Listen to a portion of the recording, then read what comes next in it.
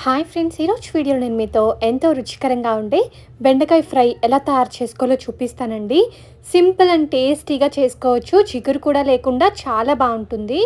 ఈ రెసిపీ కోసం stove on చేసుకొని పాన్ పెట్టుకోండి. అందులో 2 టీ స్పూన్ల నూనెని వేసుకోండి. నూనె వేడెక్కిన తర్వాత జీలకర్ర అలాగే ఆవాలను వేసుకోవాలి. మీకు ఇష్టం ఉంటే మినపప్పు శనగపప్పును కూడా వేసుకోవచ్చు. ఇప్పుడు ఇందులో కచ్చాపచ్చాగా దంచి పెట్టుకున్న 4-5 వెల్లుల్లి రెబ్బలు, కరివేపాకు అలాగే అరకప్పు వరకు కూడా ఉల్లిపాయ ముక్కలు వేసుకొని ఫ్రై చేసుకోండి. ఉల్లిపాయ ముక్కలు మరి ఎక్కువ వేగాల్సిన అవసరం లేదండి. ట్రాన్స్పరెంట్ కలర్లోకి వస్తే సరిపోతుంది.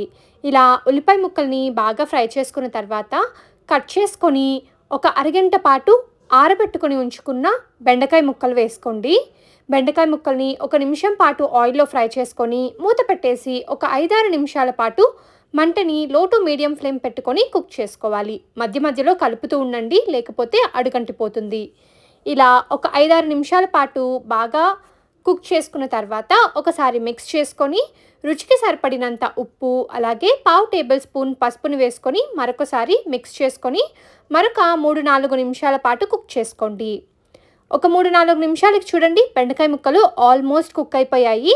ఇప్పుడు ఇందులో 1 టీ స్పూన్ వరకు కూడా కారం యాడ్ చేసుకోండి. మీరు కారం ఎక్కువ తినేవారైతే మరి కొంచెం కూడా యాడ్ చేసుకోవచ్చు. కారం వేసుకున్న తర్వాత ఒకసారి మిక్స్ చేసుకొని మరొక 2 నిమిషాల పాటు కుక్ చేసుకుంటే సరిపోతుంది. కారం వేసుకున్న తర్వాత కుక్ చేసుకోవడం వల్ల పచ్చివాసన ఏమీ ఉండదండి. అంతే, చాలా టేస్టీగా ఉండే బెండకాయ ఫ్రై రెడీ.